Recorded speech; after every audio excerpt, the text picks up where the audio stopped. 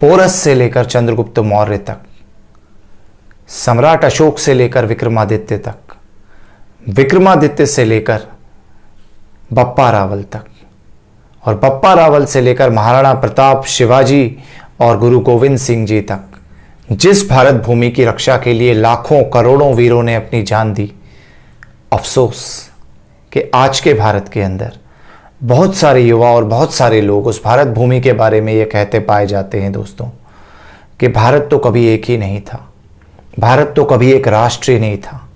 India was never a nation state. इसको तो अंग्रेज़ों ने मिलाकर एक किया है। इसके पहले तो हम कई सारे महाजनपदों में बटे हुए थे। इसके पहले तो हम कई सारे खंड खंड में बटे हुए थे, कई सारी रियासतों में बटे हुए थे। भारत को एक करने के पीछे सबसे बड़ा हाथ अंग्रेज़ों का है और अंग्रेज़ों ने इस देश को मिलाकर एक किया है।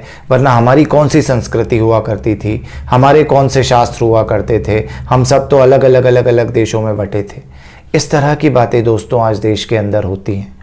बहुत सारे युवा, यहाँ तक कि सिर्फ युवा ही नहीं बल्कि सोशल मीडिया पर, बहुत सारी वेबसाइट्स पर, ब्लॉग्स पर और यूनिवर्सिटीज़ के अंदर भी कई सारे लोग ये बातें करने लगे हैं कि भारत तो कभी एक देश ही नहीं था। ये कौन सी 1947 के पहले की संस्कृति की आप लोग बातें कर रहे हो। तो दोस्तों दुख होता है जब अपने ही देश के लोग ये बातें करते हैं तो बहुत ज़्यादा बुरा लगता है। दोस्तों वो देश जिसके अंदर सदियों से कई सारे ग्रंथों के अंदर इस तरह के विचार लिखे हुए हैं कि भारत एक राष्ट्र था। रामायण जैसे ग्रंथ इस देश के अंदर पाए जाते हैं जिसके अंदर कई चक्रवर्ती सम्राटों का वर्णन है। हम भगवान श्री राम की तो बात ही नहीं कर रहे, इनके पहले की कई सारी पीढ़ियों का वर्णन है। राजा रघु हुए, राजा सगर हुए, कई सारे भागीरथ राजा हुए या दशरथ जी हुए, और इसके पहले इनके गुरु जो थे वो विश्वामित्र जी हुए। ये सभी के सभी दोस्तों चक्रवर्ती सम्राटों के अंदर आते हैं। भगवान श्री राम ने भी राजसूय यज्ञ करके चक्रवर्ती सम्राट बने थे। तो ऐसे समय से भारत एक राष्ट्र था, इसकी अवधारणा चली आ रही है। उसके बाद की यदि हम बात करें तो महाभारत नाम ही भारत से है। महाभारत के अंदर आप लोग जैसा कि देखते हैं दोस्तों कि कई सारे प्रांतों से लोग आए हुए हैं। गांधारी जो हैं वो कांधार की हैं, जो अफगानिस्तान के अंदर है, वही गांधार था उस समय। उसके अलावा महाभारत में ही हम कई सारे लोगों को, राजाओं को देखते हैं जो पूरे विश्व भर से आए हुए हैं। उसके पूरा का पूरा महाभारत के अंदर वर्णन है। इसके अलावा रामायण महाभारत के अंदर ही दोस्तों कई जगह पर स्वयंवर के अंदर और इन सब चीज़ों के अंदर वर्णन है कि कहाँ कहाँ से राजा आए और उस जगह पर बैठे और साझा संस्कृति के अंदर वो सब मिलजुल कर कैसे रह रहे हैं, और उस समय चक्रवर्ती सम्राट कौन है इस बात का भी वर्णन उन किताबों के अंदर है। तो सदियों से भारत के गांव-गांव में रामायण महाभारत की गाई जाती रही है, रामायण महाभारत का इतिहास बताया जाता रहा है। लेकिन इसके बाद भी जब हम लोग देखते हैं कि आज के युवा इस तरह की बातें करते हैं और आज के बहुत सारे लोग जो इंटेलेक्चुअल कहे जाते हैं सो कॉल्ड, ये लोग भी जब इस तरह की बातें करते हैं कि भारत कभी एक राष्ट्र नहीं था, भारत कभी एक देश नहीं था, तो आश्चर्य होता है। दोस्तों ये बातें कब से शुरू हुई, कैसे शुरू हुई, किसने शुरू की, और क्या भारत सच में एक राष्ट्र था या नहीं था, क्या भारत सच में एक देश कभी था या नहीं था, या हम भिन्न भिन्न भिन्न भिन्न महाजनपदों में बटे हुए थे। इस विषय में आज हम लोग इस वीडियो के अंदर बात करेंगे। मेरा नाम है शुभम वर्मा और आपका स्वागत है हिस्ट्री ऑफ थिंग्स में।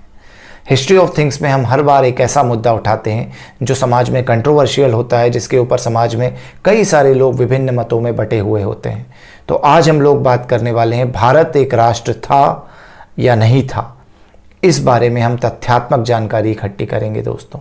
तो सबसे पहले हम लोग ये पता करेंगे कि राष्ट्र की अवधारणा अभी दुनिया में क्या है, जो नेशन स्टेट जिसे कहते हैं। हालांकि मैं इस बात में बहुत ज़्यादा यकीन नहीं रखता कि जो नेशन है वही हिंदी में ट्रांसलेट होकर या संस्कृत में ट्रांसलेट होकर राष्ट्र बनेगा, पर फिर भी आज के हिसाब से यदि हम परिभाषा देखना चाहें दोस्तों तो मैंने यहाँ पर लिख कर रखी है, मैं आपको पढ़कर सुनाता हूँ। एक राष्ट्र की अवधारणा में मूलतः आज भाषा, क्षेत्र, इतिहास, जातीयता या एक सामान्य संस्कृति के आधार पर तय किया जाता है कि ये राष्ट्र है या नहीं है।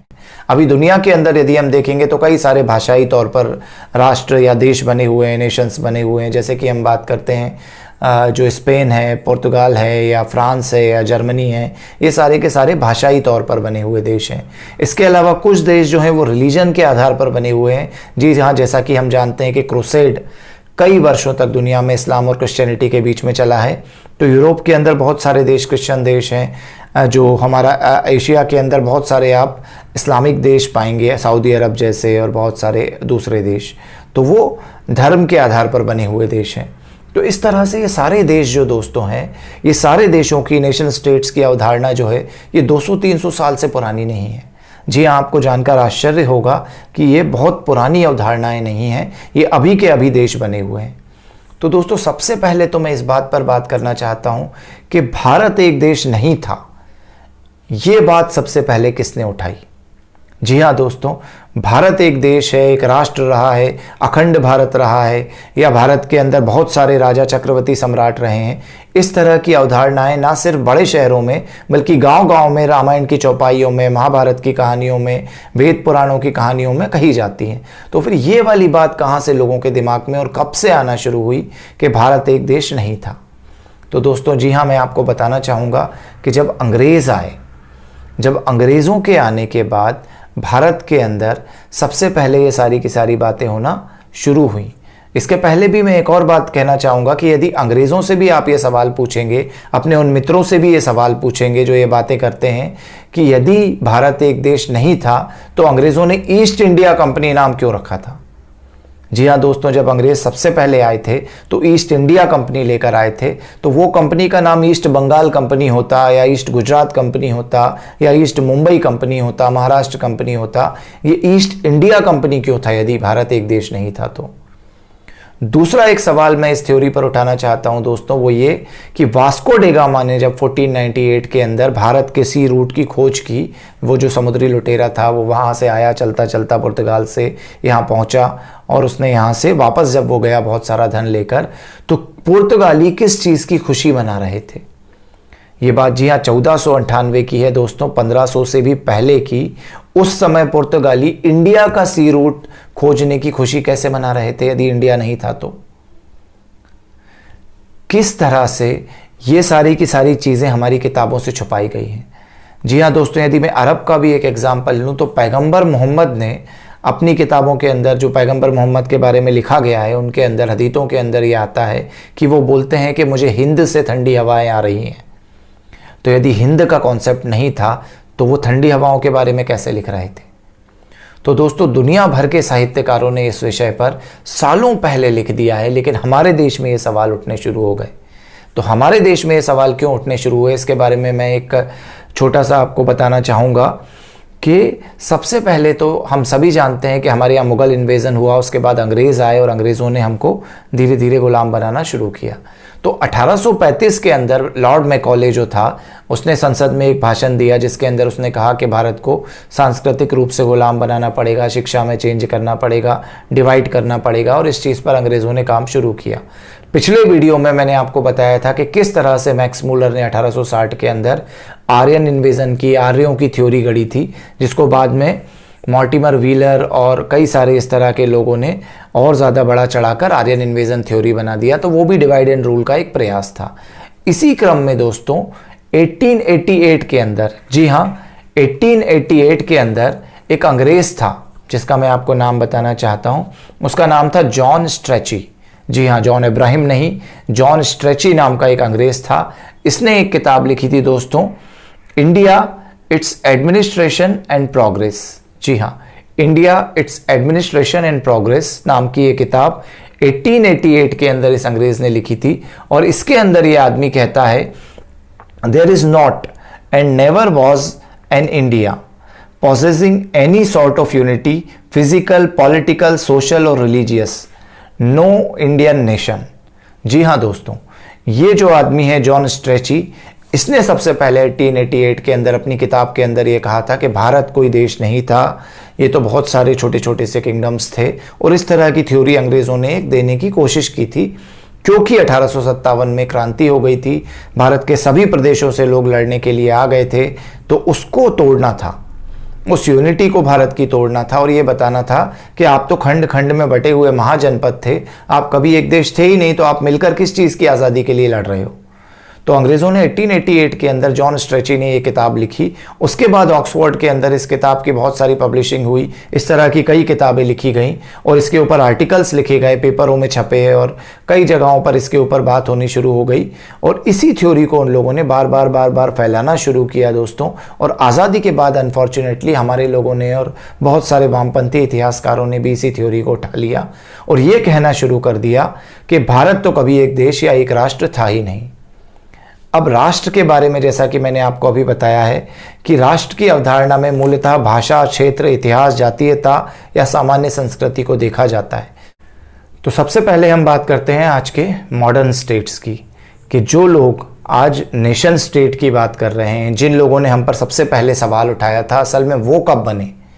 तो दोस्तों मेरे पास कुछ तथ्य हैं, मैं आपको बताना चाहूँगा कि जो यूनाइटेड किंगडम हमारे ऊपर सवाल उठा रहा था, जो इंग्लैंड हमारे ऊपर सवाल उठा रहा था, वो इंग्लैंड असल में 1701 के अंदर बना है। जी हाँ, 1702 के अंदर एक union list act of union pass हुआ यूनाइटेड किंगडम का। 1702 के अंदर यूनाइटेड किंगडम बना, जिसके अंदर इंग्लैंड और स्कॉटलैंड को जोड़ा गया। जी हाँ दोस्तों, 1702 में, मतलब अभी कुछ ही 100 वर्षों पहले। इसके बाद दोस्तों 1801 के अंदर यूके के अंदर आयरलैंड भी जुड़ा, तो ये ग्रेट ब्रिटेन बना, यूनाइटेड किंगडम और आयरलैंड भी इसके अंदर जुड़े। और दोस्तों जो 1801 के अंदर आयरलैंड जुड़ा था, 1922 के अंदर वही आयरलैंड ब्रेक ऑफ हो गया, मतलब उससे अलग हो गया। तो इस तरह की इनके इतिहास है, कई बार बढ़ता रहा, कई बार घटता रहा, दुनिया पर राज हुआ, फिर सेकेंड वर्ल्ड वॉर के बाद सारी दुनिया से राज चला गया। तो इस तरह का इनका एक नेशन स्टेट है। इसके बाद जो अमेरिका दुनिया पर राज करता फिरता है, 1700 के अंदर उस अमेरिका में स्पेनिश लोगों ने घुसना शुरू किया। सबसे पहले तो 1400 में हम जानते हैं कि वहाँ पर कोलंबस गया था, उसने बहुत सारा कत्लेआम किया था। उस समय से वहाँ पर स्पेनिश और यूरोपियंस घुसने लगे थे। 1700 के अंदर ब्रिटिश लोगों ने वहाँ पर कॉलोनीज़ बनानी शुरू कर दी। उनसे लड़ते 76 साल लगे और 1776 के अंदर अमेरिका में मूल निवासी, असल में आप देखिए, जो रेड इंडियंस थे उनको तो मार डाला गया। जो स्पेन, पुर्तगाल, यूरोप के ही, ब्रिटेन के ही लोग थे, वो वहाँ पर बहुत वर्षों से बसे हुए थे। उन्हीं लोगों ने ब्रिटेन के शासन को मार के भगा दिया और अमेरिका पे राज कर लिया और बोले कि अमेरिका अब आज़ाद हो गया। मतलब उन्हीं के वंशजों ने उन्हीं के वंशजों को हटाकर खुद राज कर लिया, लेकिन मूल निवासियों की कहीं बात भी नहीं आई थी। वो अमेरिका जो 1776 के अंदर आज़ाद होता है, उस अमेरिका की यदि मैं बात करूँ दोस्तों, तो 1845 के अंदर उसके अंदर टेक्सास और कैलिफोर्निया मर्ज हुए हैं। उसके पहले वो नहीं थे। उसके बाद 1889 की यदि मैं बात करूं तो उसके समय में वॉशिंगटन उसके को स्टेटहुड मिला है और 1900 के अंदर हवाई को स्टेटहुड मिला है। तो दोस्तों अमेरिका जो आज एक स्टेट दिखता है, नेशन स्टेट, उसकी हिस्ट्री लगभग 100 साल ही पुरानी है, क्योंकि 1900 के अंदर हम देख रहे हैं हवाई को मिल रहा है स्टेटहुड, वॉशिंगटन को मिल रहा है 1899 के अंदर। तो 100 साल की लगभग हिस्ट्री है। और यदि हम इसकी सांस्कृतिक हिस्ट्री की बात करें, पुराने इतिहास की, कॉलोनाइजेशन की, तो लगभग 250 साल पुराना। तो जो दुनिया पर राज करने का दावा कर रहे हैं वो 250 साल पुराने मुल्क हैं। जो ब्रिटेन की भी यदि मैं बात करूं तो 1700 का है, तो लगभग 300 साल पुराना मुल्क है। तो ये सारे के सारे देश हमको बता रहे हैं कि आप कभी राष्ट्र नहीं थे, और इनकी राष्ट्र की अवधारणाएं इन सब ने अभी बनाई हैं। First world war, second world war के बाद बहुत सारे देश इनमें से बने हैं। चाइना जो है वो, चाइना पहले एक छोटा सा चाइना हुआ करता था, ग्रेटर तिब्बत हुआ करता था। तिब्बत पर कब्जा कर 1951 में वहाँ की क्विंग डायनेस्टी को ताइवान भगाने के बाद कम्युनिस्ट चाइना ने अपना इतना बड़ा एक देश बनाया है। रशिया का भी यूएसएसआर ब्रेक ऑफ होने के बाद काफ़ी छोटा एक हिस्सा बचा है जो रशिया का है। हालांकि वो दुनिया में सबसे बड़ा देश है क्षेत्रफल के हिसाब से, लेकिन जनसंख्या के हिसाब से कम है। तो उनके भी कई सारे छोटे छोटे देश टूट चुके हैं। तो ये लोग हमको बता रहे हैं कि भारत एक राष्ट्र था या नहीं, ये हम सिखाएंगे, क्योंकि हम पुराने नेशन स्टेट हैं। कितने पुराने? 200 साल, 300 साल। जो दुनिया पर राज करने वाला ब्रिटेन है, उसकी भी मैंने आपको बता दिया कि 1702 के अंदर उसका एक्ट पास हुआ है, जो ब्रिटेन यूनाइटेड किंगडम बना है। अब हम बात करते हैं दोस्तों भारत की, जिस भारत के ऊपर ये सभी लोग सवाल उठा रहे हैं कि भारत एक राष्ट्र था या नहीं था। तो जैसा कि मैं आपको बता चुका हूं कि जिन चीज़ों के ऊपर सवाल उठ रहे हैं या जिन चीज़ों के ऊपर किसी भी नेशन को एक नेशन माना जाता है, हम उन सभी मुद्दों पर आज बात करेंगे दोस्तों। तो मैंने जैसा कि आपको बताया, भाषा, क्षेत्र, इतिहास, जातीयता और सामान्य संस्कृति, इन मुद्दों के ऊपर किसी भी देश को एक देश माना जाता है या लीनिएज के ऊपर मनाया जाता है, तो हम इसके ऊपर आज बात करते हैं। जहाँ तक लीनिएज की बात है दोस्तों, कि आप सेम डिसेंट से आ रहे हो या नहीं आ रहे, तो हमारे यहाँ सूर्यवंश, चंद्रवंश, अग्निवंश की बात होती है। भारत एकमात्र दुनिया में ऐसा देश है जिसमें सिर्फ कास्ट नहीं है, यहाँ पर वर्ण, वंश, जाति, गोत्र, कुल, ये सभी कुछ है। तो ये इतने सदियों से चले आ रहे हैं कि हमारा लीनिएज पता लगाना कोई मुश्किल काम नहीं है। यहाँ तक कि भगवान श्री राम के पहले के भी 60 राजाओं के लीनिएज और उनके बाद के भी आज तक के राजाओं के लीनिएज राजपूत राजघरानों के अंदर, सिसोदिया वंश के अंदर आप देख सकते हैं कि जाकर राजस्थान के अंदर मिल रहे हैं। इसके अलावा जितने भी राजे रजवाड़े हमारे यहाँ हैं, उन सभी के पास हज़ार लाख साल का पूरा लीनिएज खुदा हुआ है उनकी दीवारों पर। तो ये हमारा लीनिएज का पूरा सिस्टम है जो सारे भारत के अंदर, सारे भारत के हमारे राजघरानों के अंदर मिलता है। जैसे कि एक और एग्जांपल आपको देना चाहूँगा कि जब ये खिलजी वगैरह आए थे, उसके पहले महाराष्ट्र में यादवों का शासन था। ऐसे ही यदि आप देखेंगे, जो मैसूर है, मैसूर का जो राजघराना है, उसका जब आप इतिहास पढ़ेंगे जो राजघराने का, तो आपको पता चलेगा वो भी यदुवंशियों से ही निकले हैं। तो वहाँ पर भी यादवों का राज था। और यादव, जैसा कि हम जानते हैं, भगवान श्री कृष्ण के वंशज हैं और उसके बाद से वो लीनिएज चल रहा है। तो उतना पुराना सारा का सारा वंशावली संरक्षण भारत के अंदर है और ये सभी देश को, सभी राज्यों को आपस में कनेक्ट करता है। तो ये तो हुई दोस्तों लीनिएज की बात, जिस डिसेंट की ये बात करते हैं कि इसके थ्रू हम मानते हैं कि एक राष्ट्र का उदय होता है। अगली हम बात करते हैं दोस्तों भाषा की। जी हाँ, भाषाई तौर पर भी कई सारे देश बने हैं। तो दोस्तों मैं एक बात कहना चाहूँगा कि भारत के अंदर ये लोग कई बार ये सवाल उठाते हैं कि कई सारी अलग अलग भाषाएं भारत में हैं। भारत में तो कभी एक भाषा थी नहीं। तो दोस्तों भारत में मातृभाषाएं कई सारी हो सकती हैं, लेकिन एक लिंक लैंग्वेज हुआ करती थी जिसके थ्रू सारा भारत आपस में कनेक्ट हुआ करता था। जी हाँ दोस्तों, वो लिंक लैंग्वेज और कोई नहीं, संस्कृत ही है। ये बात आप भारत के साथ और भारतीयों के साथ बहुत बड़ा एक भ्रम और झूठ फैलाया गया है कि संस्कृत सिर्फ ब्राह्मणों की भाषा थी। राजा भोज के समय तक भी संस्कृत बोली जाती रही है। राजा भोज राजा विक्रमादित्य के पोते हैं और राजा विक्रमादित्य के लीनिएज से ही आते हैं। और भोज के समय जब वो संस्कृत बोल रहे हैं राजा भोज, तो उनके यहाँ का ही एक सामान्य नागरिक आकर उनको टोक देता है और बोलता है कि आप ये गलत संस्कृत बोल रहे हो, इसमें ये अशुद्धि है भाषा में। तो इस तरह से राजा से ज़्यादा संस्कृत प्रजा का एक आम आदमी जानता है। इस तरह के उल्लेख कई सारे हमारे शास्त्रों के अंदर आते हैं। और दोस्तों संस्कृत के बारे में यदि मैं और बात करना चाहूँ तो सामान्य जन भी इसमें बात करते थे। आज आपको थाईलैंड, मलेशिया के अंदर, कंबोडिया के अंदर भी संस्कृत के कई अभिलेख मिल जाएंगे। और दोस्तों जी हाँ, चाइना, जिस चाइना के साथ आज हमारा वॉर चल रहा है, उस चाइना के अंदर भी आप जाएंगे तो बहुत सारे संस्कृत का टेक्स्ट चाइना के अंदर भी मिलता है। तिब्बत के अंदर भी हमारे संस्कृत का टेक्स्ट मिलता है। उसके अलावा अफगानिस्तान के अंदर भी पुराना जो टेक्स्ट पाकिस्तान के अंदर मिलता है, कश्मीर के अंदर मिलता है, वहाँ पर भी संस्कृत की बहुत सारी चीज़ें मिलती हैं। और यही संस्कृत की चीज़ें केरला, तमिलनाडु के अंदर भी मिलती हैं। दोस्तों इसके अलावा मैं एक और बात बताना चाहूँगा कि आज भी इतना सब कुछ लुप्त होने के बाद, 500 साल का मुग़ल और ब्रिटिश शासन होने के बाद भी, कश्मीर से कन्याकुमारी तक जो हिंदू घर हैं, उन घरों के अंदर यदि आप देखेंगे तो जब बच्चा पैदा होता है या शादी होती है या मृत्यु होती है या पूजा पाठ होते हैं तो संस्कृत में मंत्र पढ़े जाते हैं। जी हाँ दोस्तों, आपको ये जानकर आश्चर्य होगा कि तमिलनाडु के अंदर, केरला के अंदर और आंध्र प्रदेश, कर्नाटका के अंदर भी उसी तरह से संस्कृत में मंत्र पढ़े जाते हैं। उसी तरह से यज्ञों के मंडप सजाए जाते हैं। उसी तरह से यज्ञों के अंदर आहुतियाँ दी जाती हैं जो वैदिक रीति रिवाज से होता है। तो ये सारे भारत को कनेक्ट करने वाली एक लिंक लैंग्वेज जो हुआ करती थी वो संस्कृत थी। और वो संस्कृत हमारी एक नेशनल लैंग्वेज का काम किया करती थी उस समय। और दोस्तों एक इंटरेस्टिंग बात बताना चाहूँगा कि जब देश आज़ाद हुआ था उस समय 1947 में कई सारे लोगों ने ये प्रस्ताव रखा था, जिसमें साउथ इंडियन स्टेट्स भी मान गए थे बहुत सारे, कि संस्कृत को भारत की राष्ट्रभाषा बनाई जाए। और भीमराव अंबेडकर, जी हाँ डॉक्टर भीमराव अंबेडकर, जिन्होंने हमारे संविधान को ड्राफ्ट कमेटी के जो चेयरमैन थे बनाने में बहुत मदद की, उन्होंने भी इस बात को माना था और उन्होंने खुद ने ये प्रस्ताव रखा था कि संस्कृत को भारत की कॉमन लैंग्वेज बनाया जाए। लेकिन अनफॉर्चुनेटली बहुत सारे लोगों के विरोध के कारण ये नहीं बन सकी। तो संस्कृत एक भाषाई तौर पर उस पूरे भारत के अंदर फैली हुई थी जिसको आज हम एक ग्रेटर भारत कहते हैं। उस पूरे भारत के अंदर इस बात के साक्ष्य भी मिलते हैं। तो भाषाई तौर पर हम सभी एक थे, जो कि नेशन स्टेट का एक पॉइंट है। तो मैंने अभी डिसेंट बता दिया, भाषा बता दिया। अब तीसरे नंबर पर दोस्तों हम आते हैं इसके बाद की बात पर, साहित्य। जी हाँ, क्या साहित्य में टेक्स्ट के अंदर कुछ ऐसा मिलता है? तो दोस्तों रामायण की यदि मैं बात करता हूँ तो रामायण में जैसा कि मैंने बताया कि राजा सगर थे, राजा भागीरथ थे। भागीरथ गंगा को लेकर अयोध्या तक आए थे, ऊपर से हिमालय से लेकर। भगवान श्री राम की जब हम बात करते हैं तो वो चलते हैं अयोध्या से और फिर कई स्टेट्स में से होते हुए उस रूट से वो रामेश्वरम तक आते हैं, लंका तक जाते हैं। उन सभी जगहों का वर्णन है।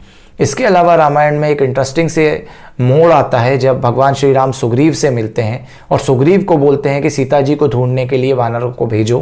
तो सुग्रीव उस समय सारे प्रदेशों का वर्णन करते हैं। जी हाँ दोस्तों, उस समय यहाँ तक कि कैलाश मानसरोवर तक का वर्णन है। कैलाश मानसरोवर का वर्णन है, केरल तो नाम से आया हुआ है। उसके अलावा नॉर्थ ईस्ट का वर्णन है, सारे देश का और कई सारे देशों का वर्णन है उसके अंदर कि यहाँ तक भारत की सीमाएं फैली हुई हैं और इन सभी जगहों पर आप जाकर ढूंढो कि सीता जी वहाँ तो नहीं है। तो रामायण के अंदर टेक्सचुअल एविडेंस मिलता है दोस्तों। इसके बाद की यदि मैं बात करूं तो महाभारत में जैसा कि मैंने बताया गांधारी अफगानिस्तान से थी। अर्जुन की शादी जी हाँ नॉर्थ ईस्ट के अंदर मणिपुर में हो रही है, नाग कन्या से नागालैंड के अंदर हो रही है। आज भी वो लोग मानते हैं कि अर्जुन हमारा दामाद है। तो अर्जुन का इस तरह से पूरा का पूरा एक वर्णन नॉर्थ ईस्ट के अंदर भी आता है। इसके अलावा हम लोग देखते हैं कि किस किस प्रदेशों से लड़ाइयाँ हो रही हैं। भगवान श्री कृष्ण का एक इंटरेस्टिंग एग्जाम्पल मैं आपको देना चाहूँगा कि उनका जन्म होता है उत्तर प्रदेश के अंदर, जो हम कहते हैं मथुरा वृंदावन के अंदर वो रहते हैं बचपन में। उसके बाद वो बड़े होते हैं तो हस्तिनापुर दिल्ली वाली साइड, हरियाणा वाली साइड चले जाते हैं। उसके बाद इंद्रप्रस्थ वाली साइड भी जाते हैं। इसके बाद की यदि हम बात करें तो जब वो बचपन में पढ़ाई करते हैं तो वो मध्य प्रदेश के उज्जैन में आते हैं, जहाँ पर सांदीपनी आश्रम में वो पढ़ाई करते हैं। उसके बाद जब वो अपना राज बसाते हैं तो गुजरात के अंदर, जो द्वारिका बसाते हैं वो गुजरात के अंदर है। तो इस तरह से पूरे भारत का एक वर्णन महाभारत के अंदर भी आता है। और इन सब के चक्रवर्ती सम्राट पहले जो ये लीनिएज रहता है कुरुवंश का वही रहता है, बाद में युधिष्ठिर बन जाते हैं। तो इस तरह से महाभारत के अंदर भी भारत एक अखंड भारत था, एक अखंड राष्ट्र था, बिना टूटा हुआ, जिसका साम्राज्य दूर दूर तक फैला हुआ था। इस तरह की बात होती है। राजसू यज्ञ की भी बात होती है जिसमें वो घोड़ा छोड़ते हैं और वो जहाँ जहाँ तक जाता है उस पूरे पर वो राज करते हैं, जो युधिष्ठिर का जाता है, ऐसा कि हम देखते हैं। तो महाभारत के अंदर भी टेक्सचुअल एविडेंस है दोस्तों कि सारा का सारा भारत एक था। तो कई लोग कहेंगे कि रामायण और महाभारत जो है ये तो माइथोलॉजी है। तो दोस्तों even if it's a mythology, even if we consider it as a mythology, then also इसके अंदर एक बात आती है कि कवि के अंदर यदि ये महाकाव्य हैं तो वेद व्यास और वाल्मीकि के दिमाग में भारत की अवधारणा ऐसी कैसे आई कि इतना बड़ा भारत होगा, यहाँ से यहाँ तक, यहाँ से राजा आ रहे हैं, यहाँ से वो आ रहे हैं। तो उनके अंदर यदि ये अवधारणा थी, इसका मतलब समाज में उस समय वैसा था।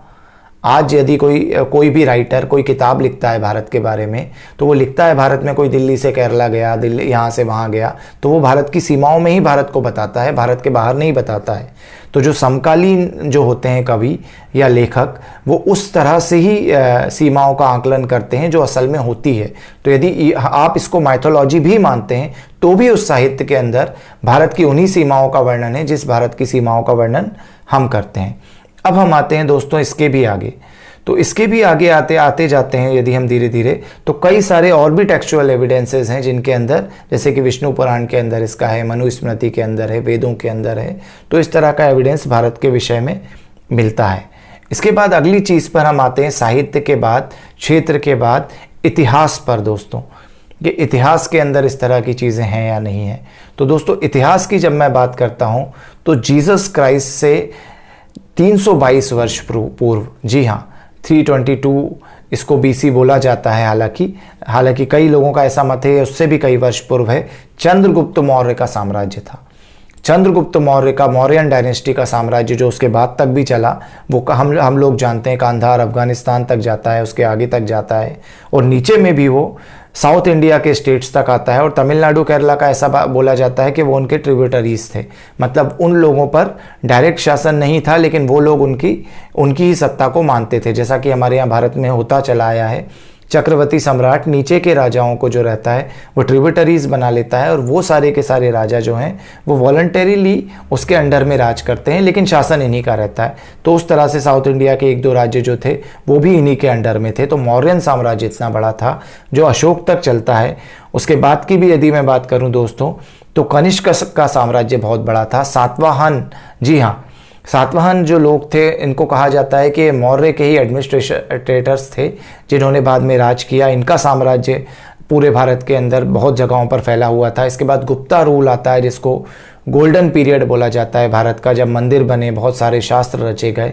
तो गुप्ता पीरियड में भी आप देखेंगे भारत का एक बहुत बड़ा हिस्सा एक साथ एक ही संस्कृति के अंदर रहा। उस समय भी संस्कृत में बातें हो रही हैं, शास्त्र रचे जा रहे हैं। साउथ इंडिया की दोस्तों यदि मैं बात करूं तो चालुक्य चोल के समय बहुत बड़ा एक साम्राज्य साउथ का भी रहा जो नीचे मलेशिया, इंडोनेशिया, कंबोडिया, थाईलैंड तक रहा।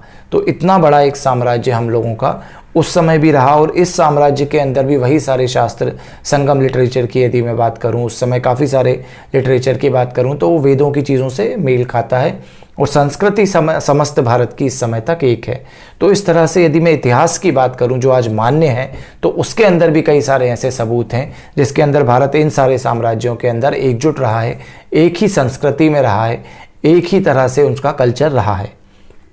इसके बाद हम लोग आगे आते हैं दोस्तों, जैसा कि मैंने आपको बताया था मनुस्मृति से लेकर विष्णु पुराण तक भी भारत को एक आर्यव्रत भूमि के विषय में दर्शाया गया है, बारे में दर्शाया गया है। तो इसके बारे में विष्णु पुराण के अंदर एक श्लोक भी है जो मैं आपको पढ़कर सुनाना चाहूँगा। उत्तरम यत् समुद्रस्य हिमाद्रेश्चैव दक्षिणम वर्ष तद भारतम नाम भारती यत्र संतति। तो ये जो श्लोक है दोस्तों इसका अर्थ है कि 3 तरफ से भारत को समुद्र घेरा हुआ है और एक तरफ उत्तर में हिमालय है। उस सीमा के अंदर जो देश आता है वो भारत देश है। तो ये विष्णु पुराण के अंदर वर्णन है दोस्तों। विष्णु पुराण कितना पुराना है आप सभी जानते हैं। कई सारे हिस्टोरियंस इसको हालांकि 5वीं शताब्दी में लिखा गया मानते हैं। तो यदि मैं उनकी बात भी मान लूँ कि 5वीं शताब्दी में लिखा है तो भी आज से ये 1500 साल पुराना तो हो ही जाता है। अब यदि इसको 5वीं शताब्दी मान रहे हैं तो हम जाते हैं चंद्रगुप्त मौर्य पर, जो कि जीसस क्राइस्ट से भी 322 साल पहले हैं। चंद्रगुप्त मौर्य के समय जो आचार्य थे वो थे विष्णुगुप्त। विष्णुगुप्त आचार्य चाणक्य थे। चाणक्य जो थे उन्होंने कौटिल्य अर्थशास्त्र के 9वें अधिकरण के 135-136वें प्रकरण में चक्रवर्ती क्षेत्र की व्याख्या निम्न सूत्र में की है। क्या है वो सूत्र?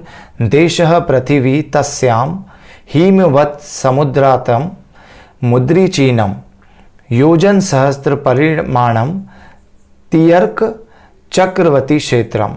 इसका अर्थ है हिमालय से लेकर दक्षिण समुद्र पर्यंत पूर्व से पश्चिम दिशा में 1000 योजन तक फैला हुआ भूभाग चक्रवर्ती क्षेत्र है और इसका चक्रवर्ती सम्राट चंद्रगुप्त था। तो इसमें भी वही सीमाओं का वर्णन आता है और ये जबकि 322 BC चला जाता है, इसका मतलब ये 2500 साल पहले ये सारी की सारी बात अखंड भारत की हो रही है।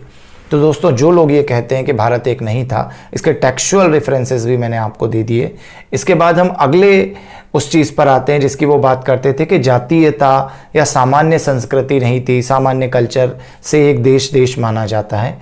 तो इसके बारे में जब मैं बात करता हूँ तो आदि शंकराचार्य की बात करना इस समय उचित होगा, जिनकी डेट ऑफ बर्थ पर काफ़ी सारे लोग सवाल उठाते हैं। लेकिन कितने भी सवाल उठा लें, कम से कम गिरी से गिरी हालत में 1000 साल से पहले तो वो नहीं है, 1000 साल के बाद तो वो नहीं है, हज़ारों साल के तो पहले ही है। तो आदि शंकराचार्य ने दोस्तों जो केरल के अंदर पैदा हुए थे, वो व्यक्ति केरल से अपनी दिग्विजय यात्रा शुरू करता है और चलता चलता उत्तर प्रदेश आता है, वहाँ पर मंदन मिश्र से डिबेट करता है। वही व्यक्ति चारों कोनों में भारत के घूमता है और 4 मठ स्थापित करता है। उनके नाम मैं आपको बताना चाहूँगा। श्रृंगेरी मठ दक्षिण भारत के अंदर रामेश्वरम में वो स्थापित करते हैं। गोवर्धन मठ उड़ीसा के अंदर वो स्थापित करते हैं। शारदा मठ गुजरात के अंदर स्थापित करते हैं। ज्योतिर्मठ उत्तराखंड के अंदर स्थापित करते हैं।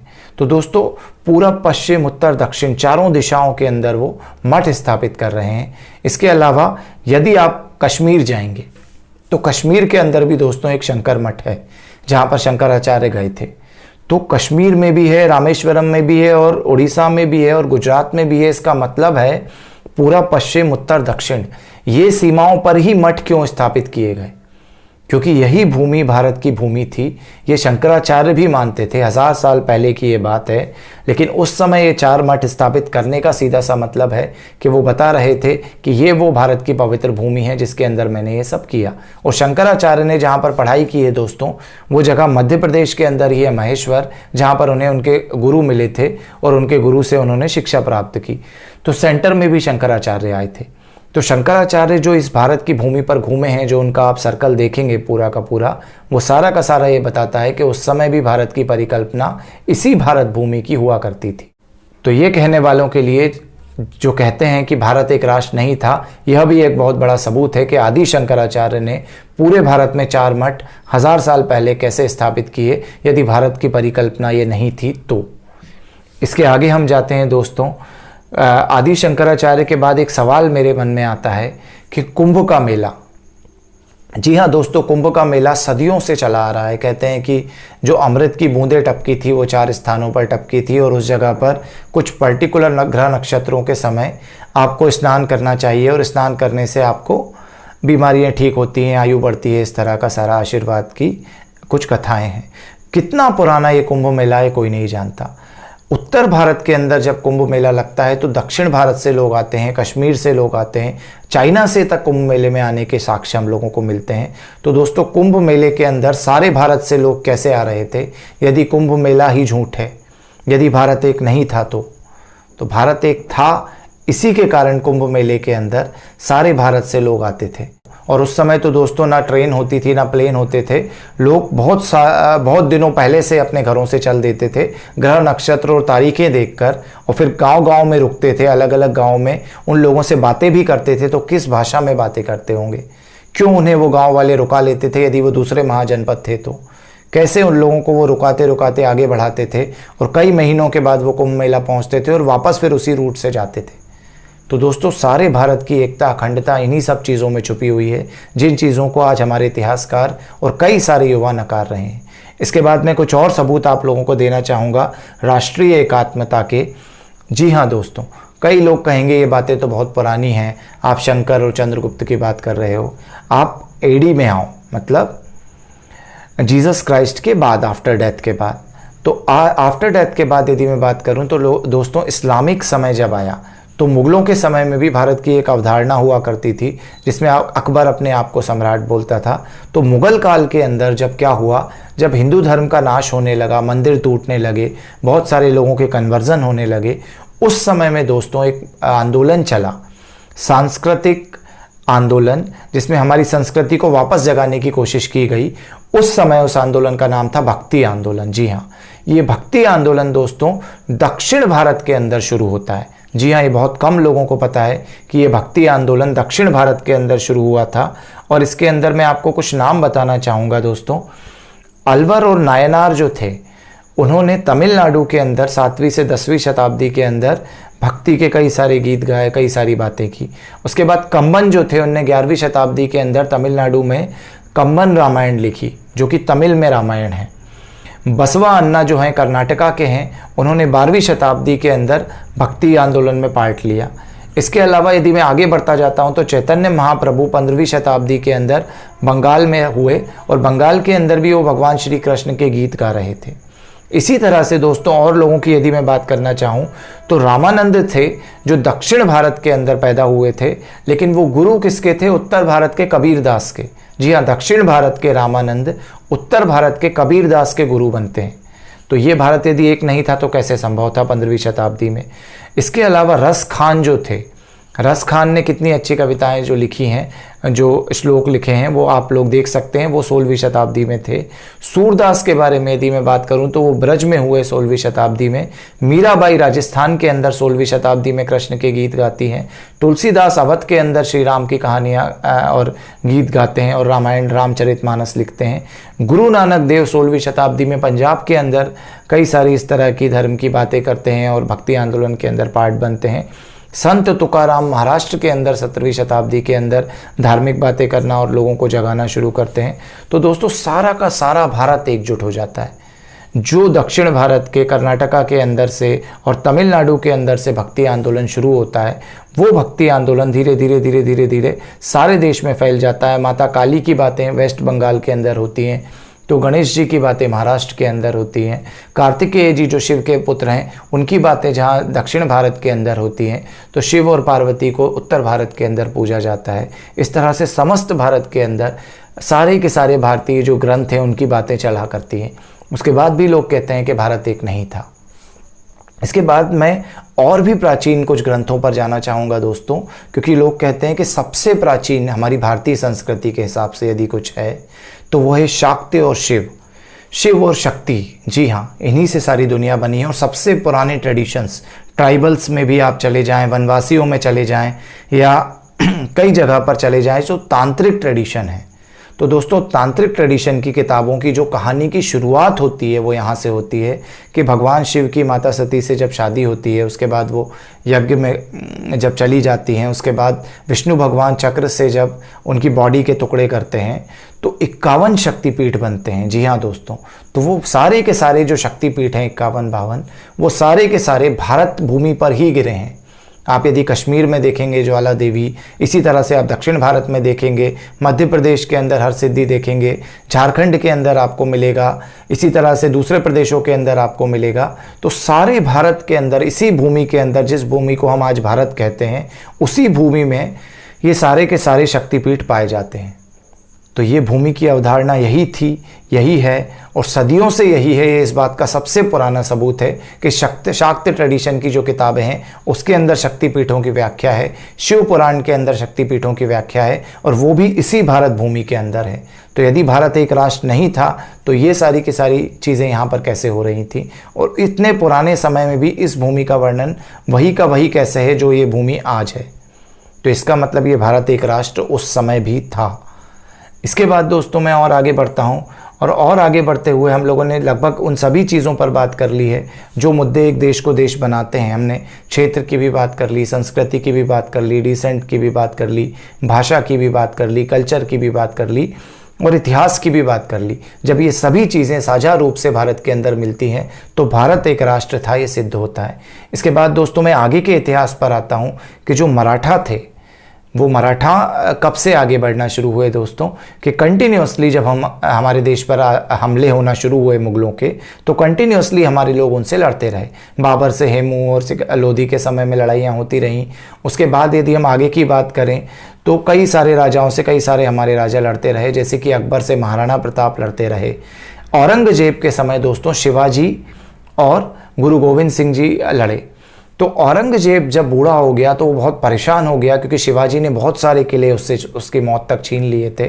बूढ़ा होकर जब वो मर गया तो उसके बच्चे और ज़्यादा कमज़ोर हो गए और मराठाओं ने धीरे धीरे भारत पर अपना प्रभुत्व जमाना शुरू कर दिया। और दोस्तों मराठाओं ने बाजीराव के आते आते तक, आप लोग जानेंगे यदि उसका मैप देखेंगे मराठा एम्पायर का, तो मराठाओं ने लगभग अफगानिस्तान तक रूल कर लिया था और मराठा एम्पायर बहुत बड़ा हो गया था और लगभग आधे से ज़्यादा भारत पर मराठाओं का कब्जा हो गया था। और जो अखंड भारत, रामायण महाभारत चंद्रगुप्त मौर्य के समय में हुआ करता था, वही का वही अखंड भारत वापस बनने जा रहा था। लेकिन अनफॉर्चुनेटली मुगलों के साथ उस समय अंग्रेज़ आकर मिल गए और अंग्रेज़ों और मुगलों ने दो तरफ से जब मराठाओं पर हमले करने शुरू किए, अंग्रेज़ों ने डिवाइड एंड रूल पॉलिसी के तहत भी कई सारे लोगों को हमारे यहाँ से तोड़कर उनके खिलाफ लड़ाना शुरू किया। उस समय मराठा किंगडम टूट गया और मराठा किंगडम के टूटने के कारण भारत एक नहीं हो पाया। वरना कुछ 100 साल पहले की भी यदि मैं बात करूं तो आप देखेंगे 100-200 साल पहले भी मराठा एम्पायर जब आप देखेंगे तो मराठा एम्पायर उतना बड़ा है जितना बड़ा कि भारत प्राचीन काल में हुआ करता था। तो ऐसा नहीं है कि भारत कभी एक नहीं रहा।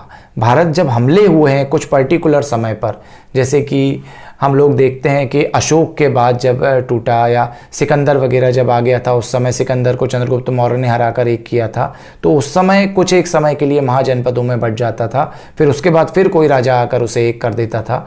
इसी तरह से कंटिन्यूसली चलता रहा। लेकिन एक होने की अवधारणा भगवान श्री राम के समय में यदि हम देखेंगे तो 1000 साल तक चक्रवर्ती सम्राट रहे हैं। महाभारत के समय भी कई सालों तक चक्रवर्ती सम्राट रहे हैं। चंद्रगुप्त मौर्य के समय भी कई सालों तक चक्रवर्ती सम्राट हमारे यहाँ रहे हैं। उसके बाद आकर धीरे धीरे जब हमले होने शुरू हुए तब देश धीरे धीरे टूटना शुरू हुआ, लेकिन वापस एक हो जाता रहा। यहाँ तक कि 1700-1800 तक भी मराठाओं ने उसे एक कर दिया था। और उसके बाद की दोस्तों यदि मैं बात करूं तो जब ब्रिटिश ने हमारे ऊपर राज कर लिया और ब्रिटिश फर्स्ट वर्ल्ड वॉर के अंदर कमज़ोर होने लगे, 1857 में हमारे यहाँ भी क्रांति हो गई थी, उसके बाद कंटिन्यूसली हमारे यहाँ वॉर चलती रही। और जब ब्रिटिश कमज़ोर होने लगे सेकेंड वर्ल्ड वॉर के समय और कमज़ोर हो गए, सुभाष चंद्र बोस ने सारी सेनाओं को उनके खिलाफ रिबेल करने पर मजबूर कर दिया। उस समय ब्रिटिश कमज़ोर हो गए और उस समय ब्रिटिश ने ये डिसाइड किया कि हम इस देश को छोड़कर जा रहे हैं। तो दोस्तों जब उन्होंने इस देश को छोड़कर जाने के लिए डिसाइड किया तब भी वो इस देश को एक नहीं देखना चाहते थे, कई भागों में खंड खंड बांटना चाहते थे। इसका इतिहास मिलता है यदि आप उस समय के दस्तावेज पढ़ेंगे। ना सिर्फ पाकिस्तान की बात चल रही थी बल्कि सिखों के लिए अलग देश की बात चल रही थी। दक्षिण भारत को भी वो भड़काकर एक तमिलों का अलग देश बनाने की बात कर रहे थे। इसके अलावा आदिवासियों का एक अलग पूरा का पूरा क्षेत्र बनाने की बात चल रही थी जो ब्रिटिश कंट्रोल में ही रहेगा ताकि ब्रिटिश वहाँ के रिसोर्सेज को चोरी कर सकें। लेकिन फॉर्चुनेटली हमारे पास कुछ ऐसे नेता, ऐसे लीडर्स थे जिनकी दूरदर्शिता के कारण ये देश बच गया। उन नमन करते हैं ऐसे वीरों को जिनका नाम है सरदार वल्लभ भाई पटेल। सरदार वल्लभ भाई पटेल के कारण सारे देश की 562 रियासतें एक हो गईं और सरदार वल्लभ भाई पटेल ही ऐसे व्यक्ति थे जिन्होंने सारे के सारे राजाओं को 562 रियासतों में जा जाकर समझाया और बोला कि हम पहले भी एक रहे हैं, सदियों से हम एक हैं, अब हमें वापस एकजुट हो जाना चाहिए।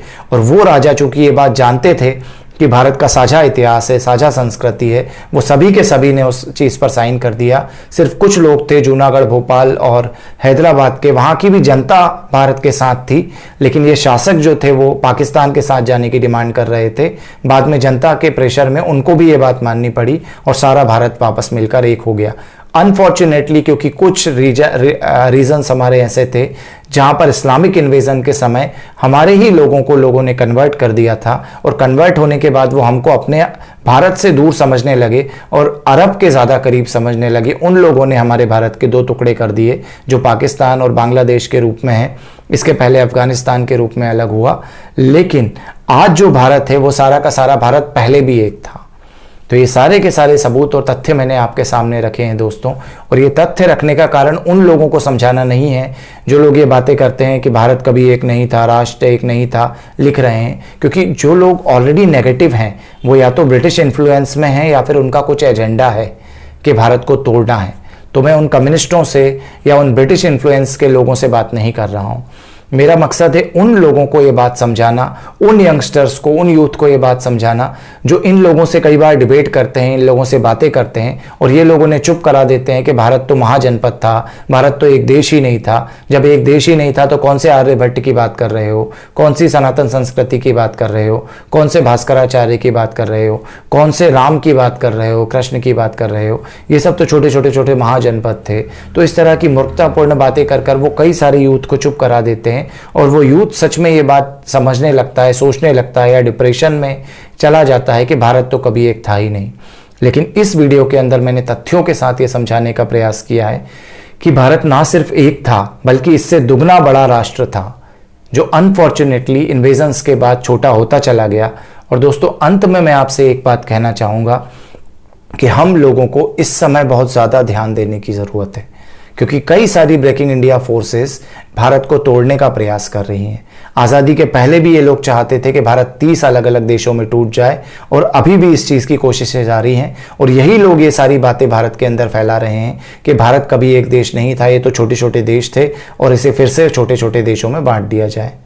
तो दोस्तों यदि आपने इस समय गौर नहीं किया तो आने वाले 20-30 सालों में हो सकता है भारत 47 में तो एक हो गया था लेकिन वापस से खंड खंड में बट जाए। अंत में मैं अपनी बात इस शेर के साथ समाप्त करना चाहूँगा। वतन की फिक्र कर नादा मुसीबत आने वाली है, तेरी बर्बादियों के मशवरे हैं आसमानों में, न समझोगे तो मिट जाओगे ए हिंदोस्तां वालों, तुम्हारी दास्तानें भी ना होंगी दास्तानों में। तो दोस्तों इस वीडियो के अंदर मैंने आपको ये समझाने का प्रयास किया कि भारत हमेशा से एक राष्ट्र रहा है। ऋग्वेद के बाद से लेकर, रामायण के बाद से लेकर, महाभारत के बाद से लेकर, चंद्रगुप्त मौर्य के बाद से लेकर हमारे महान मराठा साम्राज्य तक भारत एक रहा है और आज भी फॉर्चुनेटली हम बहुत बड़ा उसका हिस्सा हैं। तो आप लोगों को कोशिश ये करनी है कि ये हिस्सा फ्यूचर में बचा रहे।